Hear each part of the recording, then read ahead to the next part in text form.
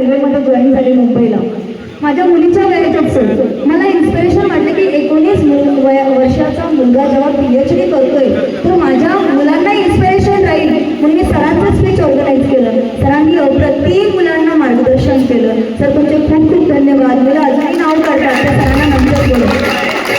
आणि विशेष म्हणजे खरं सांगायचं तर हा बिझनेस हा प्रकार मी फर्स्ट टाइम सरांना ऐकते.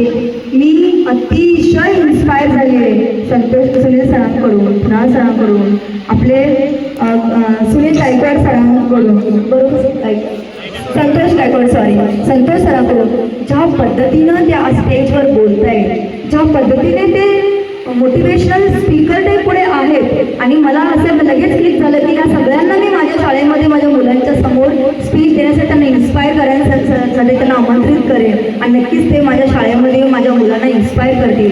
खरं तर सर मी तुम्हाला विनंती करते, तुम्ही हे जे इन्स्पिरेशन इथं या लोकांना देत आहे, तुम्ही जर शाळांमध्ये जर दिलं हे इन्स्पिरेशन, शाळेचे कित्येक शिक्षक उत्तेजित होतील, कित्येक शिक्षकांना समजेल. आज मला एक टीचर म्हणून मला काही माहीत नाहीये, मला माहीत नाही काय आहे. मी प्रत्येक पॅरेंट्सला इन्स्पायर करीन, प्रत्येक पॅरेंट्सला मी सांगेल की बाबा रे ही भगवद्गीता जेव्हा हॉटेलमध्ये गेलं तर 5 मिनिटाचं मीठ केल्याशिवाय बाहेर येईल. ही भगवद्गीता घेतली तर तुम्ही स्वयंपाक करताना तुम्ही प्ले करू शकता, तुम्ही कोणतं काम करताना घरात प्ले करू शकता.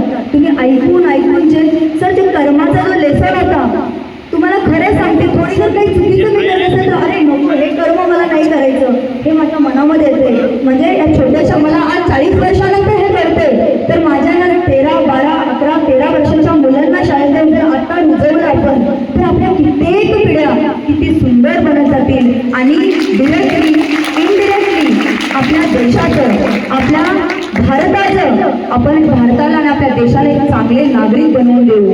ही माझी तुम्हाला नम्रतेची विनंती आहे की आपण ह्या लेवलला न काम करता शाळांमध्ये जर काम केलं तर आपल्या खरंच पिढ्या खूप चांगल्या होतील. ज्या आपल्या पिढ्या आज बरबादीच्या दिशेला चालले, मोबाईलमध्ये वाहत चाललेले आहेत, ह्या टेक्नॉलॉजीला रोबोट AI मध्ये वाहत चालले, ते प्रत्येक लेकरू आज ह्या दिशेला जर गेलं तर एक जिवंत उदाहरण ते कुणाल समोर आहे.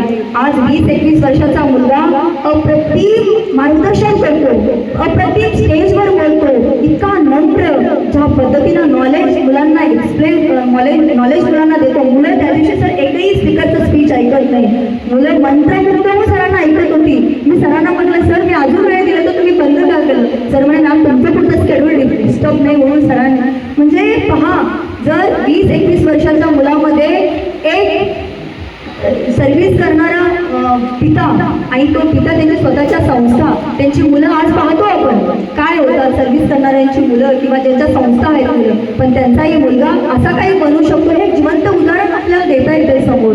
म्हणून मी सर परत एकदा तुम्हाला विनंती करते की तुम्ही या शाळांमध्ये जाऊन प्रत्येक टीचरला हे मार्गदर्शन करा, मुलांना स्पीचेस द्या की मुलं इन्स्पायर होतील आणि ही भगवद्गीता खरंच घरामध्ये जाईल आणि आपण जी आपली माता म्हणतो या मातेचं रक्षण करणं हे आपल्या सर्वांचं इथं हे आद्यकर्तव्य मी समजते.